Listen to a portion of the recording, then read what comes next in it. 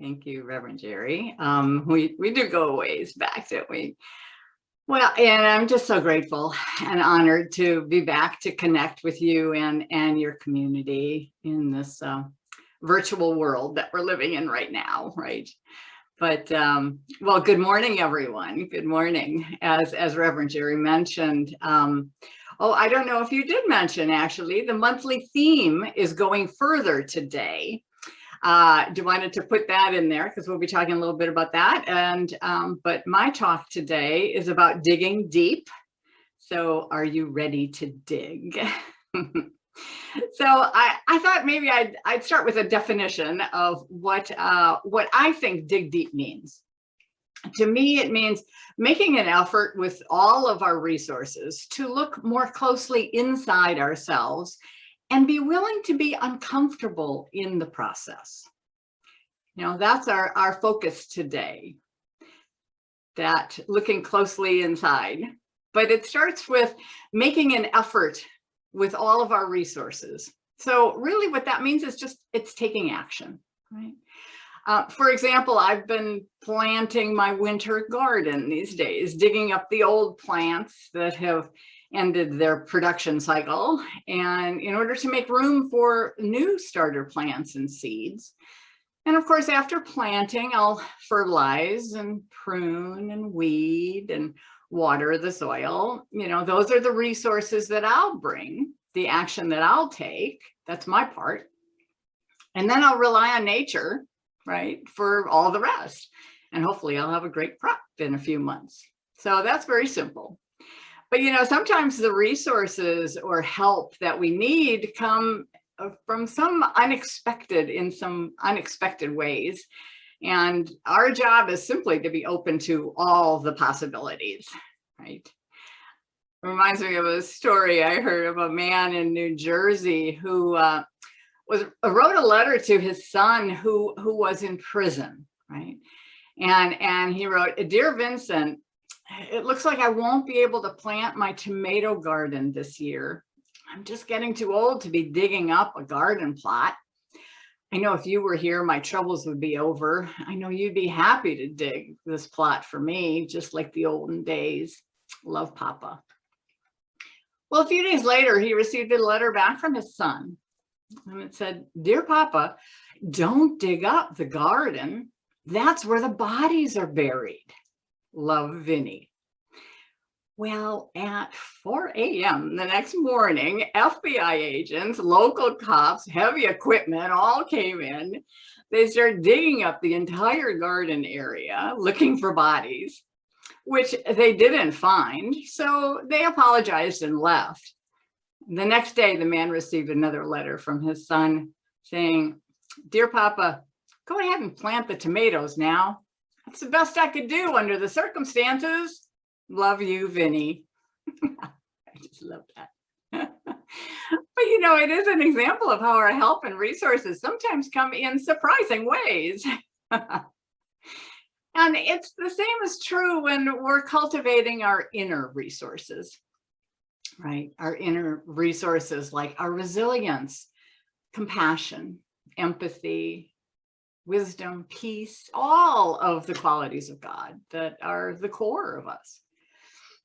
Remember, we are whole and perfect spiritual beings. We are expressions of the divine. And so when we attune ourselves to that spiritual magnificence, then we're free to serve both ourselves and the world. So our work really is to attune ourselves to spirit, to plant the seeds for a high consciousness every day, right? And we do this through our spiritual practices, right? Meditation and prayer and affirmations and setting intentions and spiritual readings. We have many ways to grow our consciousness, to expand our impact in the world, not just spiritually, but politically and socially as well. But, you know, it does take some digging deep, doesn't it? You know, we are capable of so much more than what we believe we are, but we let fear keep us stuck in that same spot. I recently saw a book in the bookstore titled, "Your mind will quit 1,000 times before your body will. Feel the fear and do it anyway." That was the title. I loved it. I mean, it was a workout book, but isn't that true? Our minds quit long before our bodies.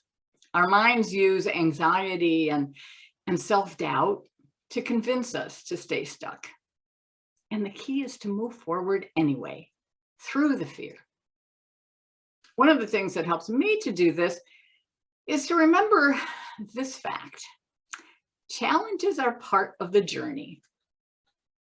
Challenges are part of the journey. They help us to grow. You know, nature is a great teacher of this lesson.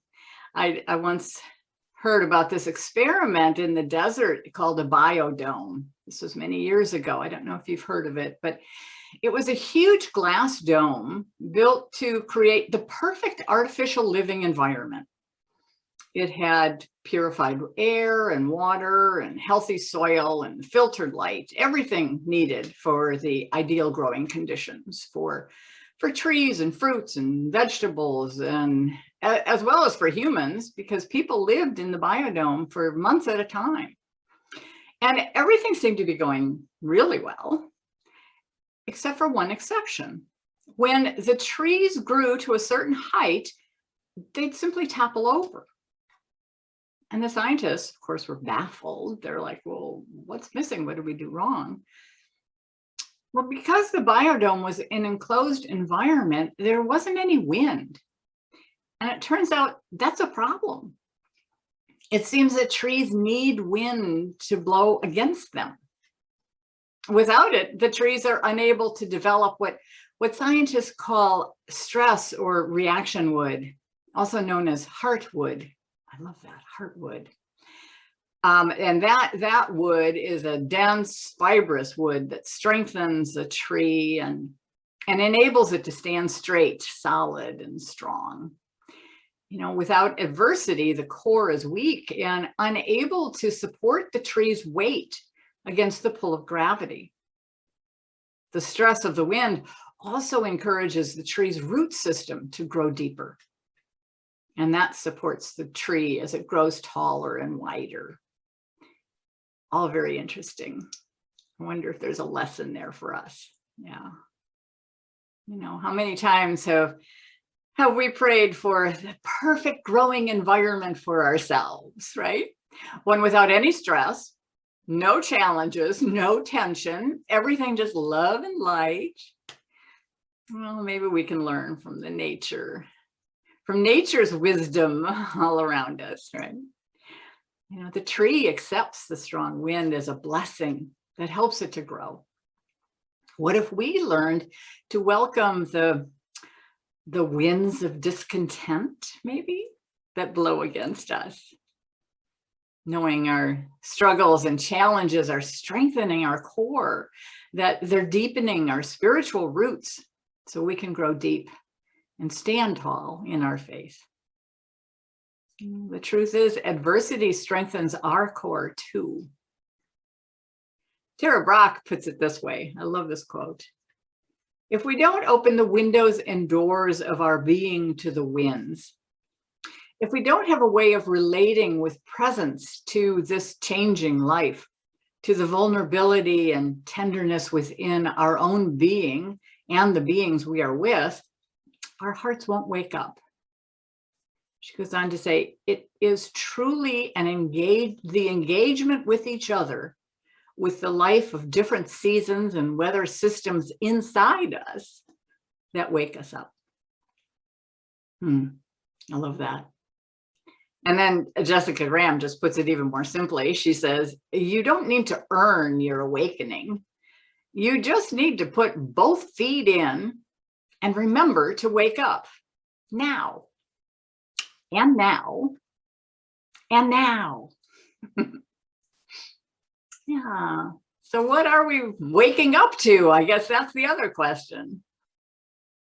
Well, I'm thinking about maybe the vision of the Centers for Spiritual Living, creating a world that works for everyone. Isn't that what we should be waking up to? I know it's a big idea. It's a huge intention. Inspiring, yes, but also a little overwhelming, I think. I don't know about you, but sometimes I feel, well, pretty small when I imagine making any difference in the world. There just seems to be so much pain and suffering and need all around. Where do I start? How do I choose?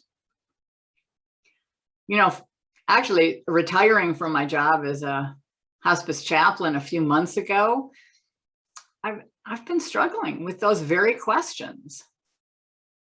And the idea that has helped me most comes from a quote from Frederick Buechner. He says, "The place God calls you to is the place where your deep gladness and the world's deep hunger meet." The place God calls you to is the place where your deep gladness and the world's deep hunger meet.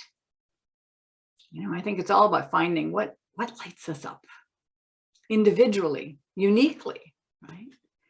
Looking out at the world, what calls most deeply to your heart? For me, I've always been drawn to serving in, I guess you'd call it the end of life field, whether it's leading death cafes or working one-on-one with the dying or counseling those who are grieving. And fortunately, I have found there are numerous ways and arenas to continue that service, even in retirement. In fact, even now with a greater freedom. But it's a wonderful question for each of us, right? To continue to hold.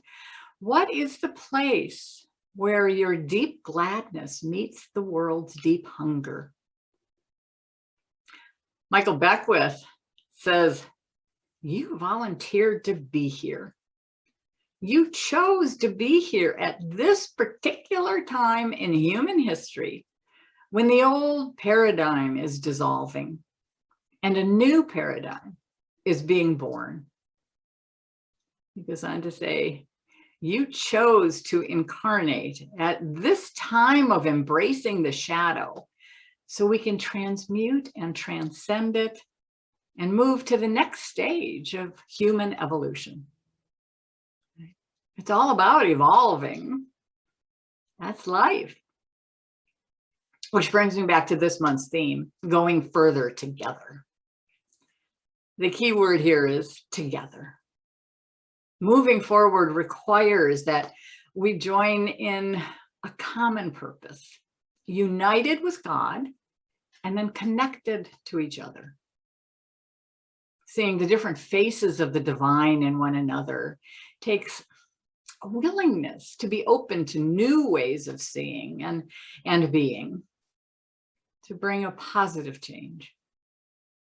As we dig deep within ourselves, awakening to our unique gifts, passions, divine calls, that's how we unite with those around us.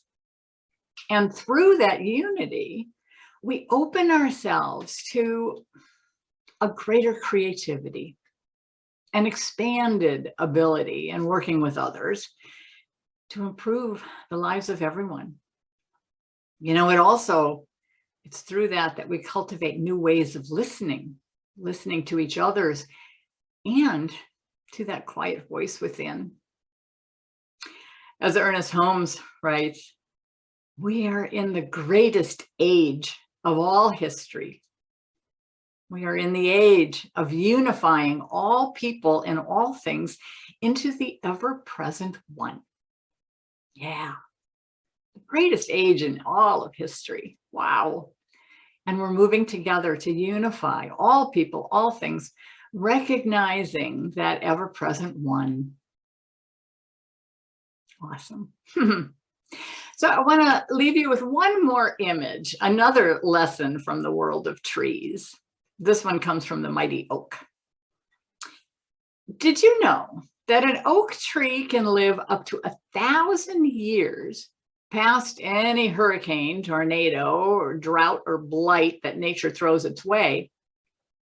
And the reason why they survive is not only because they have deep roots that can span a quarter of a mile, but those roots are connected to the deep roots of other trees for up to 100 miles.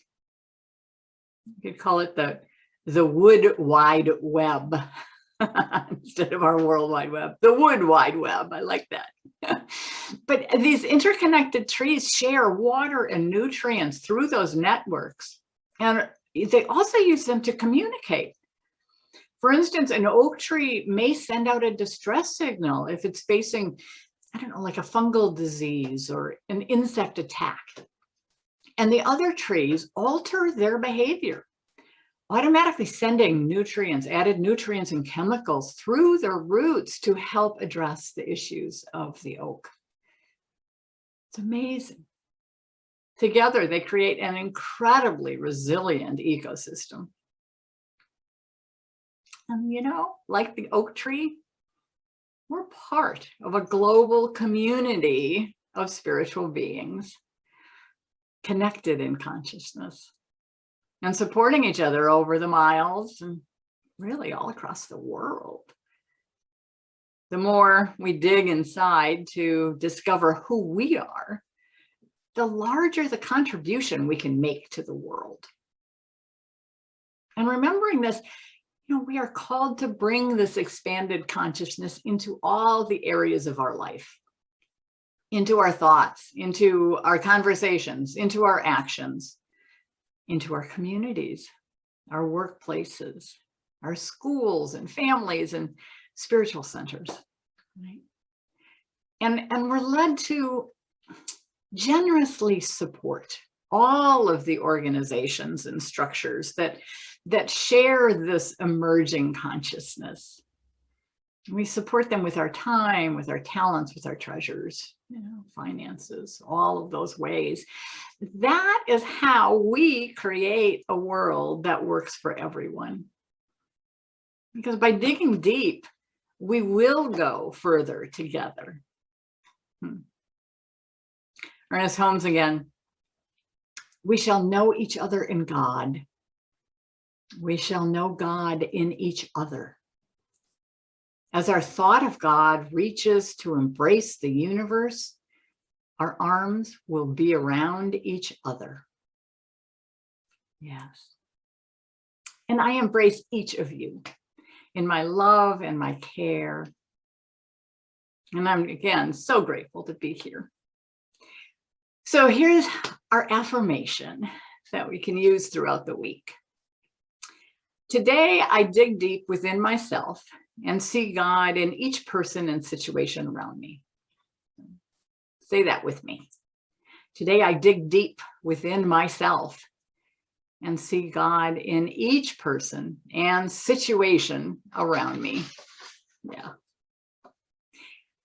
So let's close all of this in prayer, shall we? Just holding that sweet ideas and these words, knowing that there is one power, one presence, one source back of everything. The life, the love, the law of spirit, operating everywhere, always moving into a greater expression of itself, greater expression of its love, of its joy, of its life. It is spirit, rooted within all. And it is living its life in me, for me. And as I know this for me, I certainly know it for every person joining me in prayer today. Joining heart to heart. We are one. Even in this virtual space, Spirit, God is here. Guiding, supporting, supplying all that we need within each and every moment. I know there is a movement for good underway in each of our lives and also throughout the world, knowing that it is the energy that is healing the world, healing the earth. And I am so grateful for this. and for this time, this greatest age of all history, as Ernest Holmes says. Grateful for the chance to plant new ideas and deeper roots in spirit. Grateful for the connection and the opportunity to journey together along this road to recognize the ever-present one. Just embracing all life, just as it is and just as it is not. I know that all is well, for all is God. And so knowing this and loving this, I release these words into the law with confidence. I know it is already done, and so it is. So I let it be. Amen. Wow. Thank you, Reverend Jeanne.